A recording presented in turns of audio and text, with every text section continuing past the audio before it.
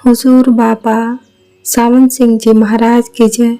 हुजूर बाबा सावन सिंह जी महाराज ने 11 सितंबर 1945 के सत्संग में फरमाया कि शिव पुराण में भी भक्ति पर जोर दिया गया है और संगता 12वें अध्याय में कहा है कि विज्ञान का मूल भक्ति है, भक्ति का मूल पवित्र कर्म है और अपने इष्ट की पूजा करना है तथा इसका मूल सतगुरु है और सतगुरु सत्संग से प्राप्त होते हैं।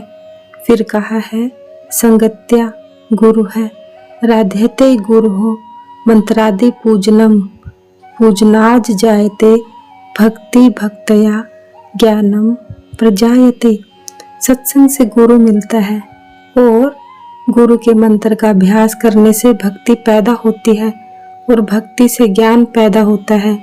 इस शिव पुराण में भी फिर उमा संगता के 26वें विशेष अध्याय में शिव जी ने पार्वती को यह उपदेश दिया है। शिव जी फरमाते हैं, ए देवी, मैं उस ज्ञान को कहता हूँ जो कि प्रत्येक को नहीं देना चाहिए, केवल श्रद्धावान, भक्तिवान, अक्लमंद, शुद्ध और धर्मात्मा व्यक्ति को देना चाहिए। वह कैसा ज्ञान है जिसको सिर्फ विशेष लोगों को बताना चाहिए।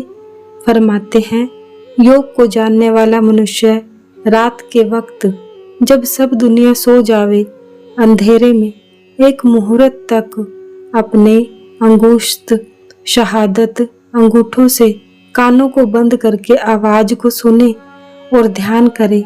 यह शब्द इस प्रकार का है जैसे मलयुक्त मेघ आकाश में शब्द करते हैं। यह शब्द ब्रह्म है। अनारित युनुचाय शब्द जन्य शिव परम ध्यायन्ति देवस्ततम सुध्य यत्नतः प्रिय। यह शब्द अनहद है जो बिन बजाए बजता है, जो उच्चारण नहीं किया जा सकता, कल्याणकारी है और जिसका बुद्धिमान लोग कोशिश से ध्यान करते हैं। इस शब्द की आगे चलकर 9 शाखाएं बयान की हैं।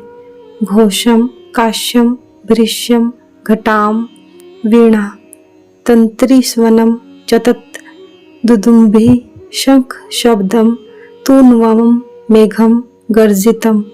गोया शिवजी ने पार्वती को विशेष ज्ञान दिया कि इन 9 शब्दों को सुनो, बाद में बादल की गरज आएगी। गोया शिवजी महाराज जी की शिक्षा के अनुसार शब्द का अभ्यास खास खास लोगों के लिए है, बाकी साधारण दुनिया के लिए प्राणायाम, शिवलिंग पूजा आदि बताते हैं। 14 सितंबर को शाम के सत्संग में फरमाया कि विद्यार्थी कितनी मेहनत करके शिक्षा प्राप्त करते हैं। हमारे गांव से 2 मील पर गुज्जरवाल का स्कूल था। वहां पैदल जाते और शाम को पैदल आते। आकर खाना खाकर नारंगवाल में जो 1 मील हमारे घर से था, मास्टर से पढ़ने जाते और रात को उसके पास ही सोते। मास्टर सुबह ही तड़के हमें जगा देता कि पढ़ो। ऐसा कई वर्ष तक होता रहा। उन दिनों शिक्षक विद्यार्थियों को स्कूल से बाहर मुफ्त पढ़ाया करते थे। अब क्या है, हाई ड्यूटी हाई ट्यूशन। जो लड़का घर पर शिक्षक को बुलाकर ट्यूशन ना रखे वह पास ही नहीं होता। गोया विद्या पढ़ने में भी लोभ और धन का दखल हो गया, जो कि इस जमाने का आविष्कार है। पुराने समय में मौलवी और पंडित मुफ्त विद्या पढ़ाते थे, शागिर्दों से केवल सेवा लेते थे, जिसका शागिर्दों के दिल व दिमाग पर चारित्रिक और आध्यात्मिक तौर पर बड़ा अच्छा प्रभाव पड़ता था। 16 सितंबर को कवार महीने की संक्रांति है और आज सुबह 8 बजे सत्संग श्री गुरु ग्रंथ साहिब में से हमेशा की तरह 12 महागुरु अर्जन देव साहिब की वाणी में से लिया गया।